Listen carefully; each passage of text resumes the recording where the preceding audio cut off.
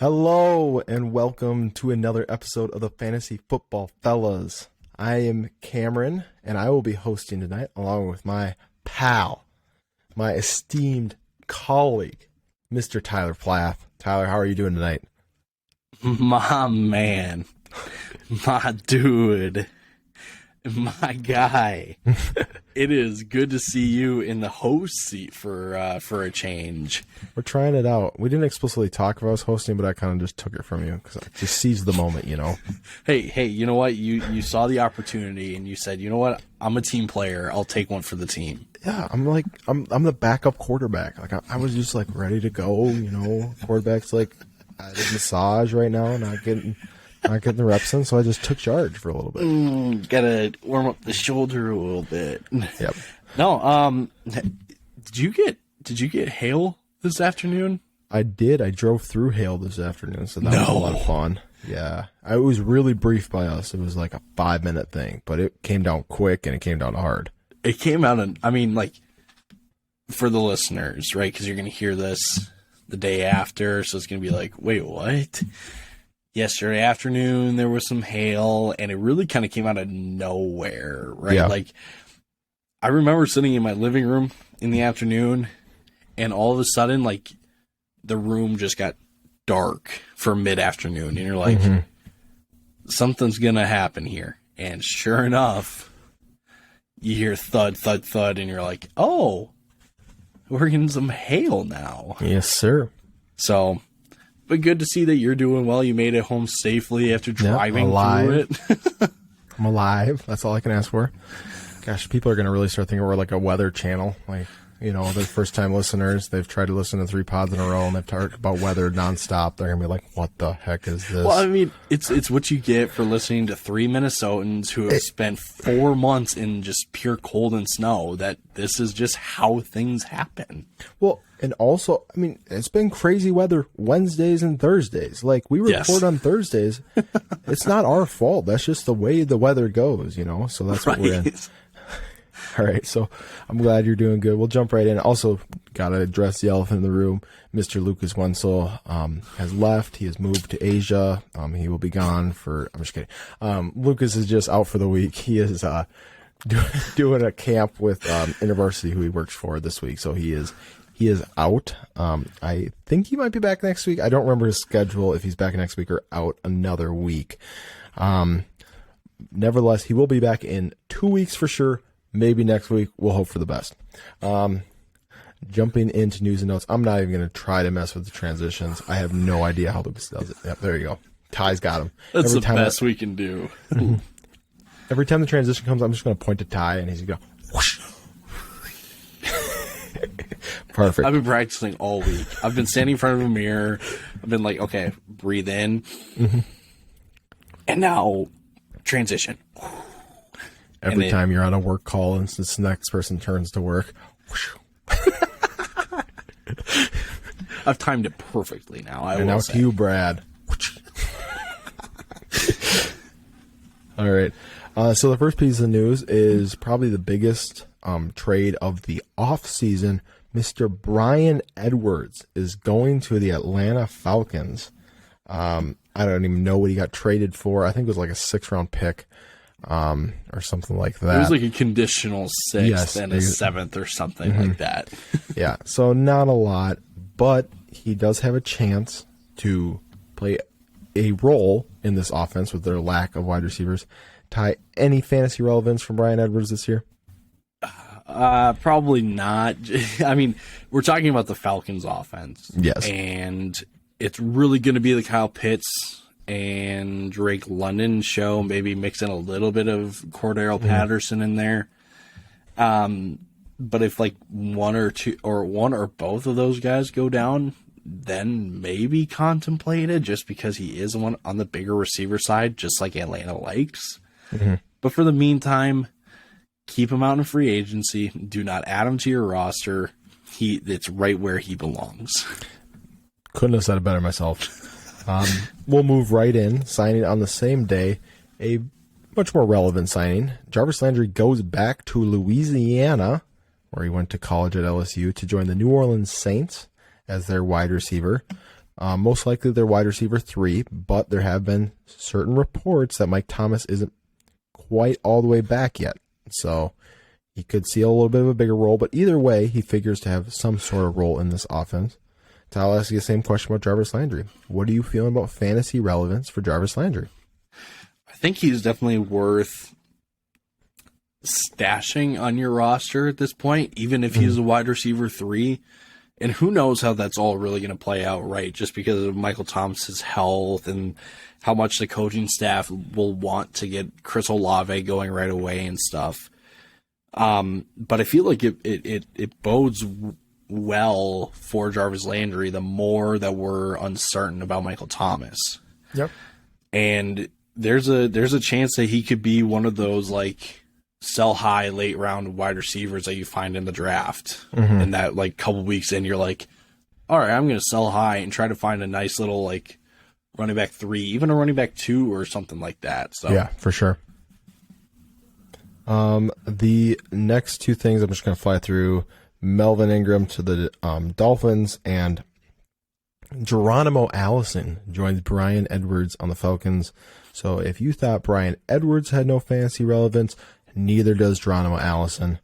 Bro, the Falcons could go from Kyle Pitts, Drake London, and Cordell Patterson to Bryan Edwards, Auden Tate, and Olamide Zaccheaus mixed with Geronimo Allison. Yes. in a snap, right? Like that's the current state of affairs down in Atlanta. That is my dream wide receiver room. Let's see. Where you walk in and have to like look up at everyone like, oh, hey, how's it going? Yes. Obviously, throughout the past year, this offseason, the Deshaun Watson court cases have been looming over the NFL. The NFL said they are wrapping up their investigation and will likely announce a suspension, if any, over the next couple weeks.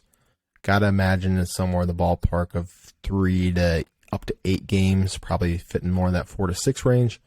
Don't know much else about that right now, but that's kind of what we've heard, and we should know more very soon about that. Going next, Chris Godwin. Ty, I know you just traded Chris Godwin because of this news. We don't have a timetable on his return. Todd Bowles was asked about it, and he was dodged pretty much the entire question. Said he is better than he was yesterday, but we don't know where he's actually at. So, a little worrisome. He was a week 15 ACL tear. So just something to continue to monitor throughout the offseason. Obviously not much you can do right now. A really big, sad piece of news. Tariq Cohen was working out on Instagram Live. For those of you who don't recall, he's been fighting the last 2 years just to get on the field after an ACL. I think he tore ACL, MCL, and I think he tore his PCL. I think he messed up his whole knee. Yeah. He was running backwards and tried to plant, and he ruptured his Achilles. It was an awful video to watch because he wasn't in pain when he did it, but you could just tell he knew his NFL career was over. Well, and if you listen carefully, this will get kind of graphic, but if you listen closely, you can hear it pop. You can hear it. Yep. That's never a good and fun situation to watch. For sure. And then the last thing we'll jump into is obviously defensive side, not a huge impact for fantasy, but James Bradbury signed with the Eagles, giving them both James Bradbury and Darius Slay. Making that a pretty tough combo for 2 lackluster quarterbacks in that division in Dak Prescott and Carson Wentz. I'm just kidding. I mean, Daniel Jones and Carson Wentz, my bad. I just had to throw that in there. I know everyone was expecting it. So everyone knows that Dak Prescott's a bottom half quarterback in the NFL. So maybe is he even top 20? We all talk about how Kirk Cousins is overpaid, but have you looked at Dak Prescott and his contract? Glorified Drew Lock, maybe. All right, sorry, we're done. We didn't mean any of that. He didn't deserve any of that. Don't. Real quick, we're gonna jump on in. We're doing some wide receiver questions, just some mailbag questions on wide receivers. But we're gonna start actually with a quick question, just a about a running back, probably the most polarizing running back in fantasy football right now, Mr. Christian McCaffrey. Ty, where should we be taking Christian McCaffrey? Should we be letting him fall to the second round? Should we be taking him in 101? Where do you think we should be taking Christian McCaffrey? I think we as the fellows, I think we're all pretty like consensus when we say, I mean, top 5 for sure. Yes. Top 3 can get kind of interesting depending on the day, honestly, but there's no there really should be no way that he falls to the second. And if he does, kudos to you. You have won your draft. Exactly. And just for some context real quick, he's currently kind of going off the board within, I guess, in the last 10 days. He's been going off the board, averaging as like the running back 8. Oh my gosh. Ooh. And he's been going as high as 101, which I don't think we would have any problems with. No. But the lowest he's been going is like second round, 5th pick in 12-man leagues. Could you imagine having him like Jefferson and him? That's a pipe dream. That's what that is. Or like Dalvin Cook and him. Oh my gosh. See, I'm in the same boat. I got him as my second best running back. And I'm always tempted to take him as the first best. Because even looking at his injuries, it's not one consistent injury. You know, like Dalvin Cook has had one consistent shoulder injury over and over again. McCaffrey just had a couple fluky injuries. Mm-hmm. You know, and yes, you have to be worried about injuries, but you have to worry about injuries about all running backs. So if you're really scared about injuries, go wide receiver. Honestly, that's what or go Travis Kelce if you're that daring. Exactly. Like, if you're going to be worried about injuries, do not take a running back because they will get hurt. Derrick Henry was not supposed to get hurt ever in a million years, and he got hurt last year. So I'm going to take the upside of Christian McCaffrey. Stop telling me that he's not the player he was. He is. And he's 25 years old. And I'm pretty sure there was only one running back last year that finished top 10 that played all 17 games, and that was Najee Harris. Exactly. So 9 out of the 10 did not play a full season. So you have to expect your running back to at least miss a game or two. Yes, that's how it works. Alrighty, so we'll jump into these wide receivers. I'll start with a little game. A little game we like to play called This Guy or That Guy. And it is, I've like dubbed that the name. I got to come up with another name because it's awful. So if Where'd you find that off of Google? Yeah, I know. It's Google Translate. If you've got a better name for this segment, drop it in our comments. Let us know because we need something a little bit better because I am not a creative genius. I don't think any of us are, so we need some help. Lucas is definitely the closest to creative genius out of all of us, and he's a marketing major, right? Marketing business. Yeah, marketing business. Numbers. So we're going with the guy Rashod Bateman. So I'm going to ask Ty. I'll answer as well because I can't stop myself from answering. If you'd rather have Rashod Bateman or someone else. So we'll start off. Would you rather have Rashod Bateman or Jerry Jeudy? So this one's interesting because you could look at it from the point of view of just what's happened with Jerry Jeudy the past couple days. I don't know exactly how long ago it was, but there could be some legal troubles for Jeudy, and who knows how that turns out, right? Just because it's the NFL. But when I look at the situations, Judy's going to be competing with guys like Courtland Sutton and Tim Patrick in the run game, right? With Melvin Gordon, Javonte Williams. Rashod Bateman is the clear-cut wide receiver 1. If we're going to go on a technicality, he's wide receiver 2 behind Mark Andrews. But Hollywood Brown last year as a wide receiver 2 had over 100 targets and over 140 targets. Yeah, like it feels close, but I think this is Bateman by a bit. I do too, and I think because Lamar Jackson does throw 27 plus touchdowns, he does throw touchdowns. Mark Andrews is the only guy that's going to catch touchdowns. Like, Lamar Jackson doesn't throw out of the backfield to running back, so it's not going to be J.K. Dobbins or Gus Edwards. And Bateman's a big guy. I mean, Bateman's not little, so Bateman can be a good red zone threat. So I think Bateman will get a lot of touchdowns, whereas Jerry Jeudy is going to be splitting with a bigger Cortland Sutton, going to be splitting with Tim Patrick, who's had more touchdowns the last 2 years than both Jeudy and Sutton. So yeah, I lean Bateman here as well.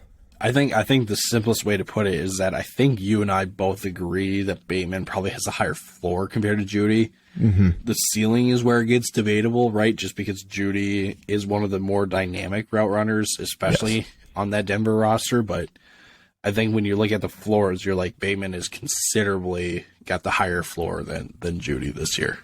Definitely, because like right now I got Cortland Sutton projected as wide receiver 1, but it could easily be Jeudy.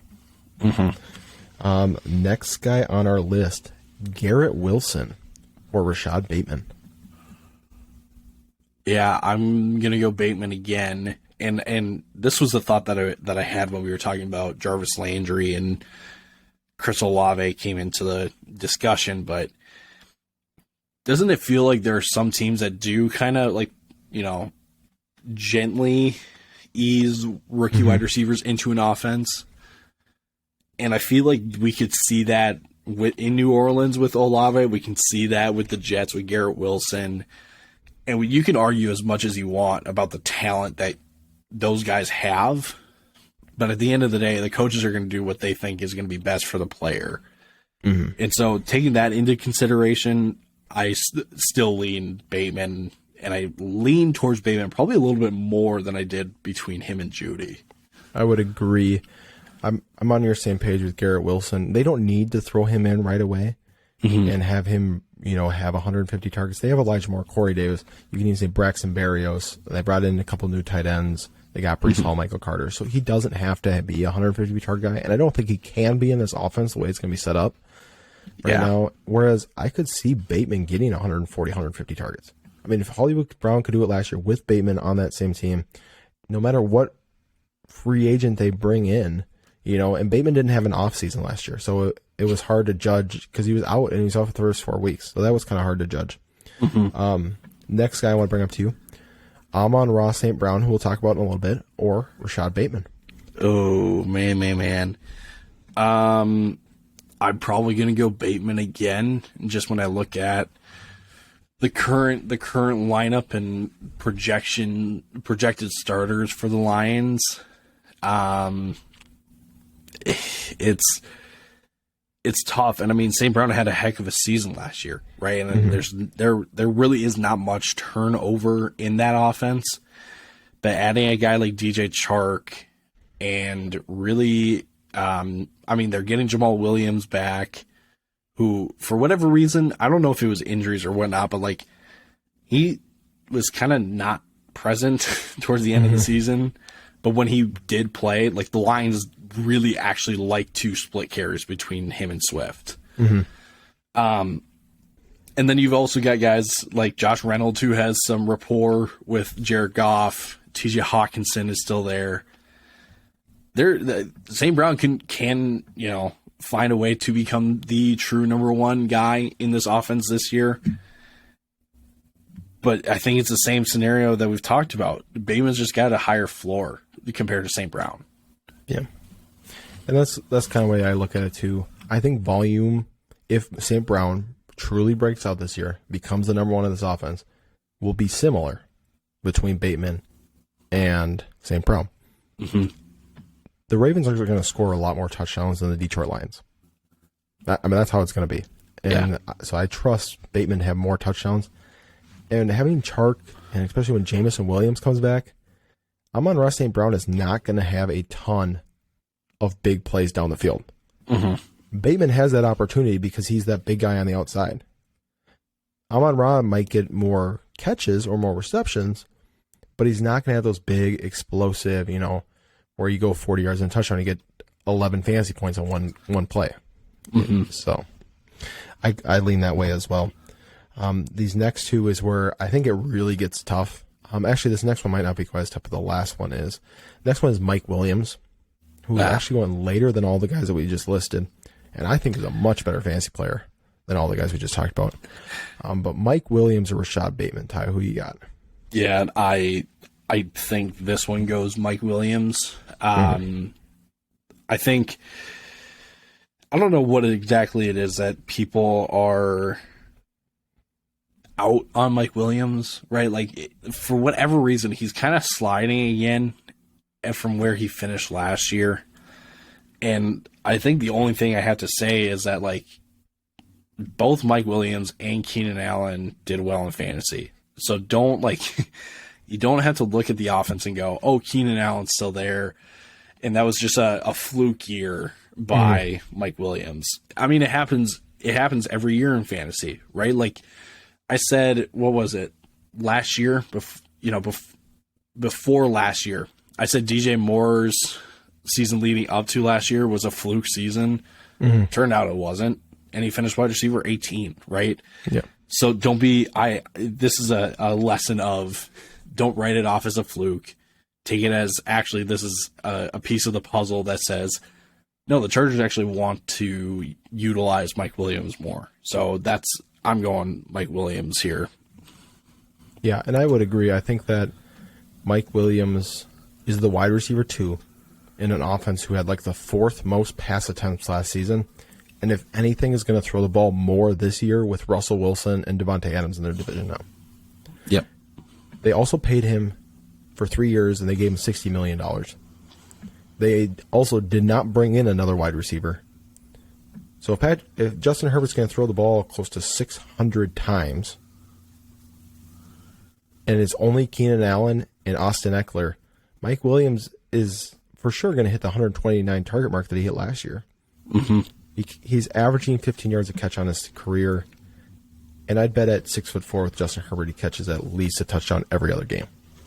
So I would agree. I take Mike Williams there. This last one is where it gets really tough, and we talked about this a little bit before we started, and we both hated this one, and it is Rashod Bateman or Juju Smith-Schuster. So, Ty, which side are you taking? Man. So I think the hesitancy with going Juju right away is just that, like, Juju traditionally, or like his skill set does not really match what Kansas City has done in the past. And his past with Pittsburgh and how he's been as a wide receiver 1 in their offense before, and it hasn't really translated super well. So you look at that, but then it gets trumped by the fact that, like, you look at the other receivers on Kansas City's roster and you go, none of them are up to the quality that is Smith-Schuster. Like, they're just not. And just knowing how high octane that offense is in Kansas City, I kind of lean Juju, but it is the closest of margins. Yeah. And that's kind of where I am at. They're not going to be the number 1 target in their offenses. That's going to be the tight end for both of them. Rashod Bateman, I actually think their floors are probably pretty similar just because of the volume of the Kansas City offense. So if I'm going best wide receiver in Kansas City or best wide receiver in Baltimore with that potential, I'm going to go for the best wide receiver in Kansas City. But it would be a very hard pick. Like, I would feel so gross making that pick. And I might even go Bateman because I would rather be wrong on Bateman than be wrong on Juju, Right. Just that psyche of that, even though I know Juju's the smarter pick in that situation. Absolutely. Alrighty. Well, we can get into some mailbag questions right now. We've been kind of pulling these from different places, so we got a wide variety of guys to talk about. The first 2 are just some players. Where would you want to take them next year in a redraft? First one is Amon-Ra St. Brown. We talked about him a little bit earlier. He is, again, another one of these polarizing players who really came on, won some people some championship weeks, lost other people championship weeks by just putting up 34 points in a game. Ty, where are you thinking that you're going to take Amon-Ra St. Brown next year? Do you think he's even best wide receiver in Detroit next year. How are you feeling about all that? Man, I think right away I lean towards Amon-Ra being the best receiver in Detroit just because J-Mo will be out still. DJ Chark, who knows how he's going to come back from his injury. Yep. So I think he is the best receiver, but I'm not taking him as like my wide receiver 2 just because I know that when those two guys that I mentioned before come back and they're ready to play, that's really gonna, I mean, like, you don't trade up from 32 to 12 and you don't do that to just kind of have the guy as your, rotational guy, or like your vision and your plan for him is to be your wide receiver 1. Yeah. So that's why I kind of say, like, I can understand why people would take him as a wide receiver 2. That's not me. Like, if he's there as a flex option, I would definitely consider it. But then I would need some insurance as a wide receiver 4 then on my team because who knows how the end of the season is going to finish up for him. 100%. And I think when I'm thinking about a draft, I'm in the same boat. I would not take him as my wide receiver 2. And I would rather take a running back 3, a Kareem Hunt, over Amon-Ra. Yeah. And so then you're looking 6th round. I don't usually preach taking quarterbacks early, but would you really want to take an Amon-Ra over a Justin Herbert, a Kyler Murray, a Lamar Jackson, maybe Patrick Mahomes slides?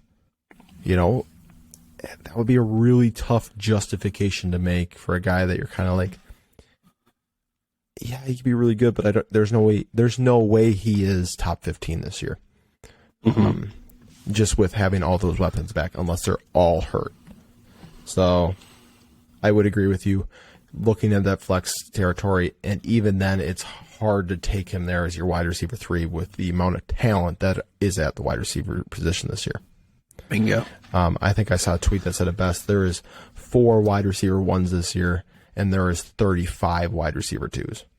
Yeah. It's just like that's really how it feels. Next guy we want to talk about too is Allen Robinson. Allen Robinson, another guy, went the opposite way. The last 2 years before the last one with Chicago, 150 targets, 1,200 yards, 7 touchdowns each of those seasons. Last year, he had, it was like 65 targets, 400 yards, and 2 touchdowns. Just abysmal.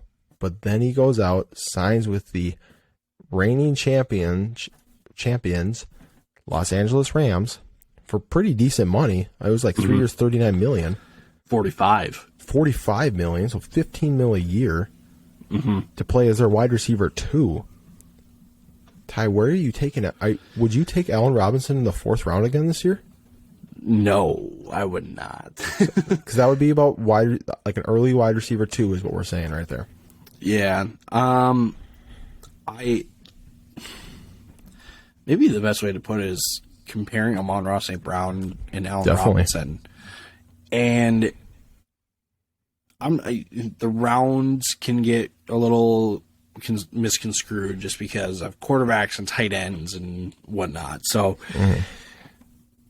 if I had to choose, if it was like down to these 2 guys as like my flex, I'm probably going to lean towards Allen Robinson just because I know just how good that Rams offense is. And I know that like Robert Woods didn't really have the greatest season as their wide receiver 2 last year, but he did kind of come around before he tore his ACL, right? Like, he was a top 15 wide receiver before he was hurt. Right. So he eventually came around. So maybe those growing pains or those, whatever you want to call them, maybe that happens again with Allen Robinson, but I would feel much better about how their season would finish up and come to a close compared to the Lions. I agree. You think about it, Rams are going to have more yards. Rams are going to score more touchdowns. The other question I have for you off of this, how do you feel about Allen Robinson if OBJ signs with the Rams versus if he does not? Does that change your view on Allen Robinson at all? Slightly.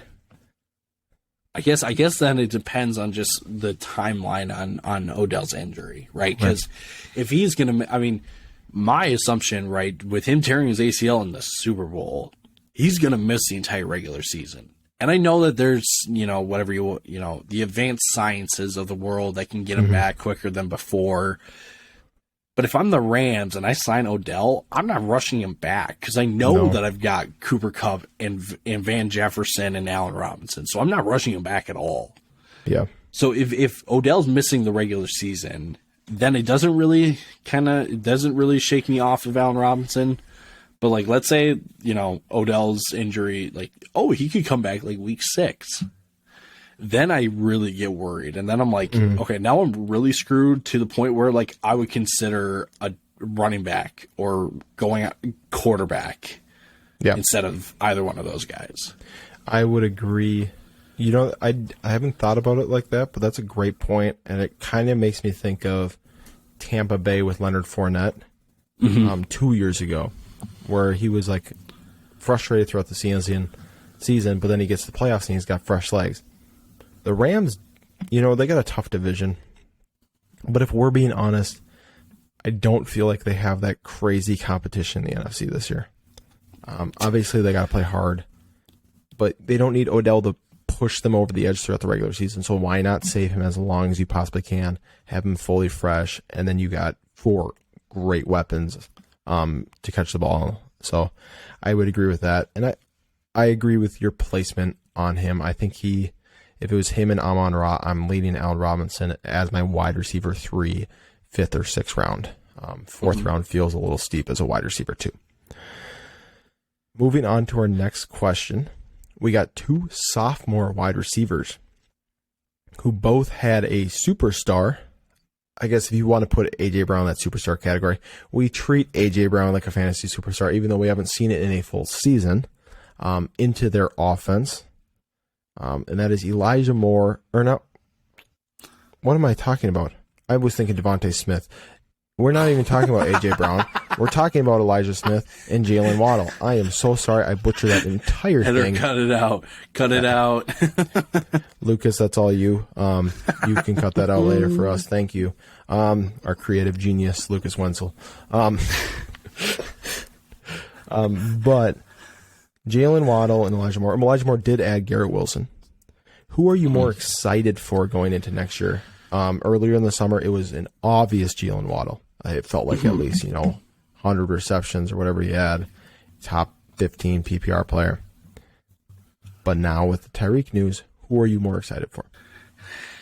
Yeah, I see this one's tough because not only does Waddle have to, play with Tyreek now, this is a completely new offense that they're getting at Miami.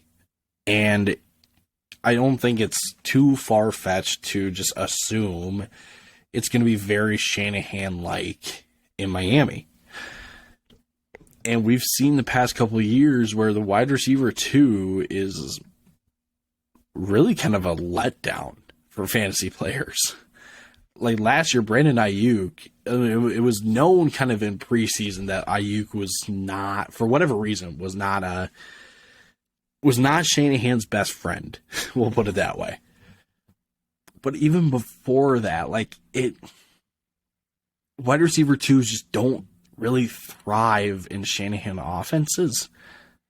So I want to lean Waddle, but I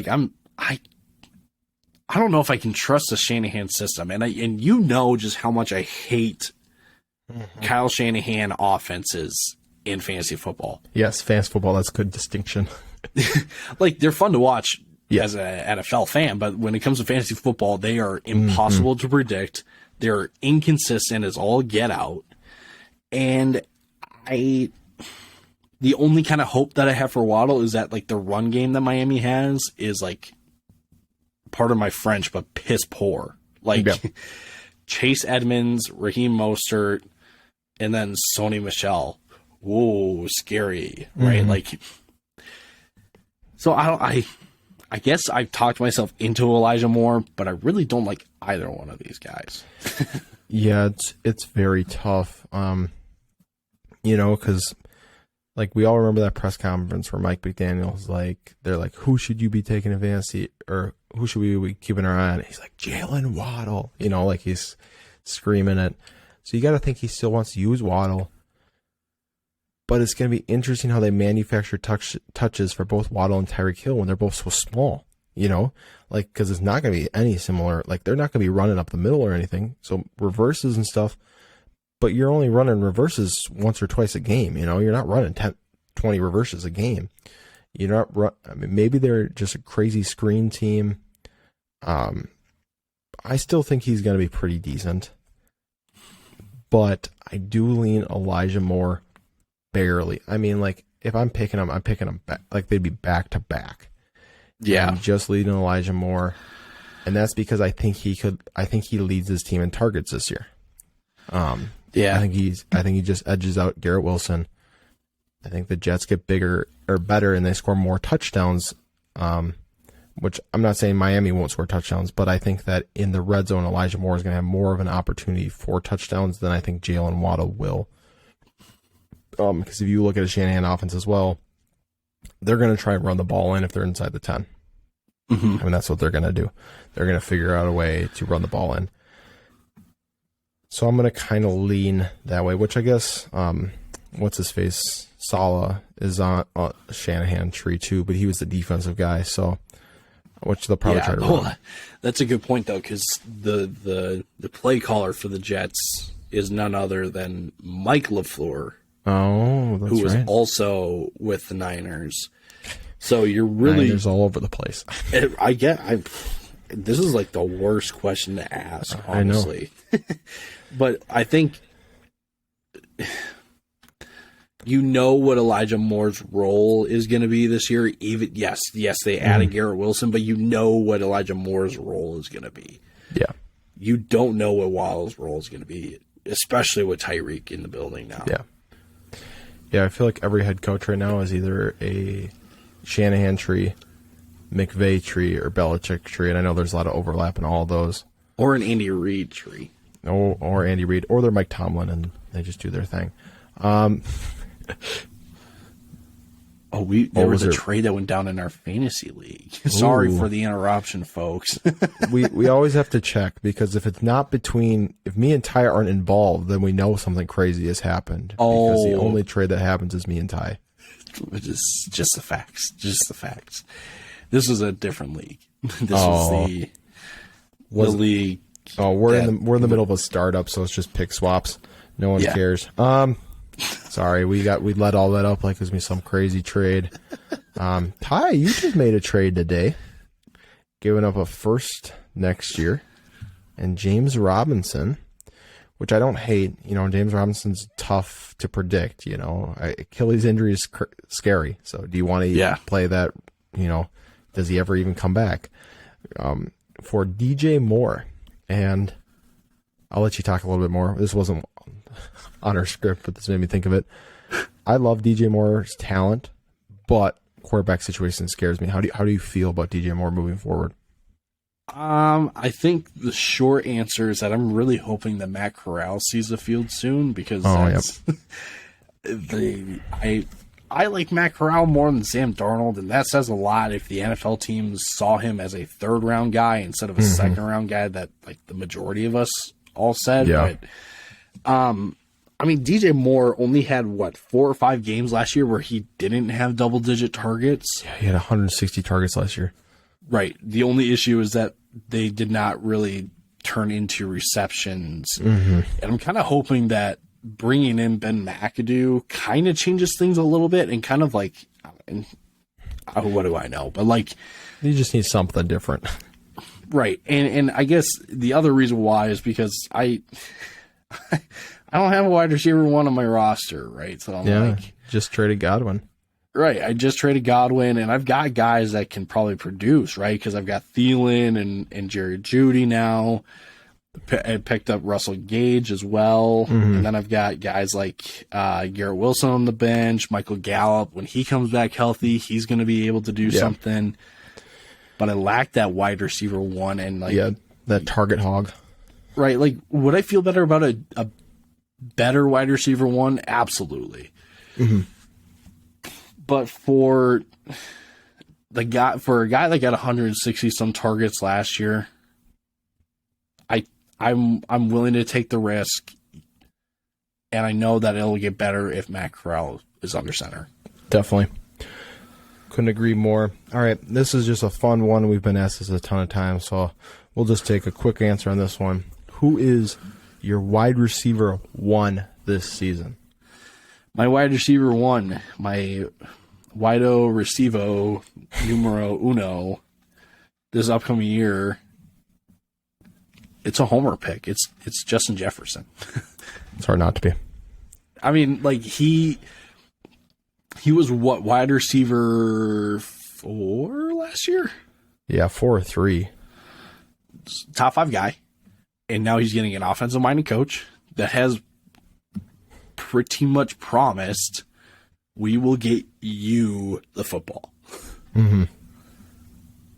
And you look at guys like Cooper Kupp, who will, I don't know if it's going to be an exact replica of what we saw last year, but it'll be pretty darn similar. Yeah. And then you look at Devontae Smith, who's now catching passes from Derek Carr. Devontae Adams. Oh, yeah, sorry. Devontae Adams. He's a great receiver. Yes. But you know who's not really a great quarterback? Derek Carr. We've become so anti-Derek Carr. It's not even funny, and I love it. I'm all here for it. The way that I look at it, everyone is so pro Derek Carr that we need to be so anti-Derek Carr to balance it all out. Well, exactly. We aren't anti-Derek Carr. We're just in where Derek Carr should be, and everyone is just so far the other way that it's like, looks like we're anti-Derek Carr. Yep. But again, JJ is going to be JJ and Kupp at the top, and then it's a toss up between Jamar and then Devontae and Stephon Diggs if you want to throw him in there. Yeah, that's what I have. I think that it's JJ and Kupp at the top, and I'm going to take Kupp. I'm just going to trust what I saw last year, because even with regression, he still would have a crazy year. Mm-hmm. And then I think it's Devontae. I actually have Diggs above Devontae right now, just slightly. And Jamar, who I have above both of them, I think. So I couldn't agree more. It's Kupp and Jefferson at the top. The next 3 are like we act like they're like 1B in the tiers. You know, it's not a tier break completely, but it's like 1A tier, 1B tier. You know, that's kind of how I look at it. Exactly. All right, our next question. If you're in a dynasty startup, and I just recently had this pick, and I'm wondering if I'm going to regret it, would you rather take DK Metcalf or T. Higgins, dynasty startup? That's a great question. And I guess it depends on. I think the first thing to consider is who else is on your roster at that moment, because I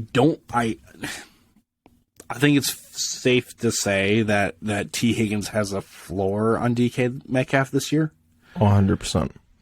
But DK Metcalf will forever always have the ceiling on T. Higgins. Mm-hmm. And I don't know what pick this is exactly, but let's say like you've got 2 very high floor players already in a running back like Najee Harris. Yes. And a quarterback like I'm blanking. Oh, like a Justin Herbert. Talking Superflex right now? Yes. Okay. If it's just a regular, then like you've got 2 running backs probably or whatnot. Yeah, I try. Then I might lean DK because I have the room to kind of bet on the upside. And I just pray that Geno Smith is the quarterback because, yes, there was it wasn't exact volume and it wasn't exact production as if Russell Wilson was a quarterback last year. But, like, you could tell that, like, Geno Smith trusted DK Metcalf more than Tyler Lockett. But if you're looking for the safer play, the safer floor, I'd probably lean T. Higgins. Yeah, I'm in the same boat. So the way I thought about it, if I put DK Metcalf and T. Higgins in the same situation. I switch. I'm taking DK and it's not even close, right? Yeah.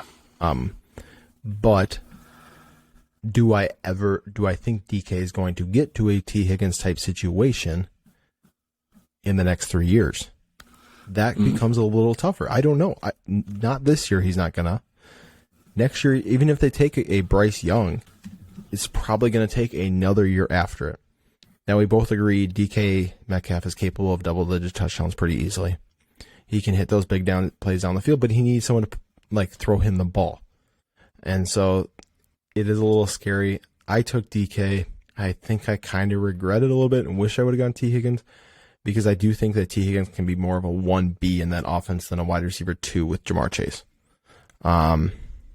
But I think they're very close, and it's just how quickly do you think things are going to turn around in Seattle for DK Metcalf? Yeah, and I wonder, just with how Seattle's kind of handled their offseason by kind of getting rid of Russell Wilson, Bobby Wagner, I wonder if Tyler Lockett's kind of the next guy to go after this year, because especially if the GM and Pete Carroll are gone, you have to figure that Tyler Lockett is getting traded. Yeah. Or he's getting a reworked deal where it becomes like the Anthony Barr type deal where it voids all the remaining years and then just leaves it as the 1 year deal then, right? So when you look at it like that, you're like, oh, I might take DK, because you know that Seattle's going to be looking for a quarterback next year. And if Lockett's on his way out, then it's solely DK Metcalf time in Seattle. Yeah, I would agree. Alrighty, the last thing we will do is a sleeper pick. Everybody loves these sleeper picks. Every time we do anything, it's always, who's your wide receiver sleeper? And so we're going to pick between 3 of them, just for you guys. And our 3 that we're picking between are Allen Lazard, MVS Marquez Valdez-Scantling, and Tim Patrick. So, Tyler, are you trusting Aaron Rodgers, Russell Wilson, or Patrick Mahomes to get the job done? That's pretty much, obviously there's a lot more to it. Who do you think is going to get targets? But these are 3 high-level wide receivers and guys that you're taking a shot on who could, Tim Patrick's probably the only one that couldn't be the wide receiver 2 in the offense or higher. But they could also be wide receiver 3s and 4s in their offense. Right. So who are you taking? Yeah, I was going to say all of the above and just take all 3 of them, but since that's not an option.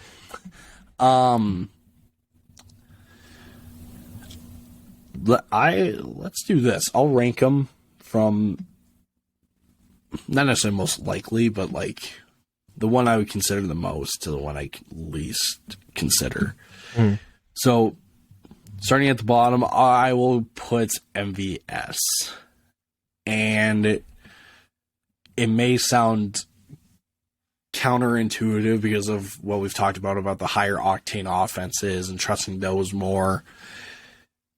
MVS is, who knows what his role is going to be this year, because he's battling Juju, Mecole Hardman, Sky Moore eventually, and I feel like I'm forgetting somebody. Travis Kelce, there it is. Yeah. He's going to be battling those guys all year long. And if anything that we saw while he was in Green Bay is a sign for the future, MVS may have a short leash just because that's Kansas City. Now that leaves Tim Patrick and Allen Lazard, and I'll probably put Tim Patrick next. He's been kind of the most underrated wide receiver in fantasy football over the past couple of years. But it'll be interesting to see now with Nathaniel Hackett and Luke Getsy. I think that's the offensive coordinator. I think it'll be interesting to see how that system operates, because it could very much be a run first, play action offense. It could be very much an 11 personnel offense. There's some football IQ for y'all peoples. 11 personnel is 3 wide receivers, 1 tight end, 1 running back. Mm-hmm. That's just layman's terms, honestly. But thank you for that. Yeah, my pleasure. So who knows what's going to happen down there? And if Tim Patrick plays, then you get into now he's battling with Courtland Sutton, the run game, Jerry Jeudy. That's not an ideal situation for fantasy production. So then that leaves me with Allen Lazard. And Allen Lazard is probably going to be the one guy that Rodgers is most comfortable with, besides probably Randall Cobb. And even though Allen Lazard is probably the least not athletic. What am I trying to say? When it comes to skill sets, he probably has a worse skill set than like MVS and Tim Patrick. But he's kind of found himself a role in Green Bay. And like I said, Rodgers is going to trust him and Randall Cobb more than the other guys. Yep. So I think Allen Lazard would be the guy that I would take the shot on between those three. Yep. Your order is exactly how I want. You summed it up really well, so I'll just go real quick. MVS I trust the least because they've been trying to fill this Tyreek hole with McCole Hardman, and it has not worked. And MVS couldn't figure it out with Rodgers, so I don't know why he's going to all of a sudden figure it out with Aaron Rodgers. Tim Patrick, I think, has the safest floor. They just gave him a nice contract. He's going to be around. They're going to use him. It's just, I don't think he has the ceiling of an Allen Lazard, who could be the wide receiver 1 for Aaron Rodgers this season. Mm-hmm. And so I'm going to lean Lazard as my wide receiver 1. Because if I'm taking a later guy like this, I want someone with that upside that I can plug into my lineup every single week. Yeah. And here's the crazy thing. If Tim Patrick, let's say Allen Lazard and Tim Patrick switch teams, or even if Tim Patrick was on the Packers and Allen Lazard was on the Packers, Tim Patrick would be the wide receiver 1 on that offense. Oh, it would be undebatable. Right. It would be so easy. But just because he's in Denver... Yeah, he's a wide receiver 3. That's just how football works sometimes. Exactly, and I think people take that so personally sometimes too when we're talking about these guys. And like we put DJ Moore low, and they're like, "Why do you hate DJ Moore?" I don't hate DJ Moore. I hate his situation. There's a lot of guys like that. I think Diggs is going to have a better fantasy season than Devontae Adams. Why are you so low on Devontae Adams? It has nothing to do with Devontae Adams. It's the situation. I would take Josh Allen's best target over Derek Carr's best target. It's just things like that. Like, we're not hating on your best player.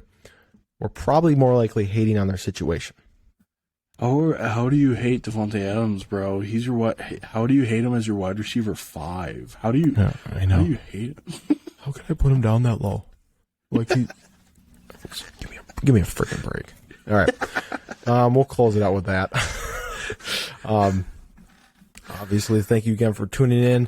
We are coming up soon. We'll have a couple more, probably a mock draft or something coming up pretty soon. We're looking at finding some guests for the podcast. Starting in June.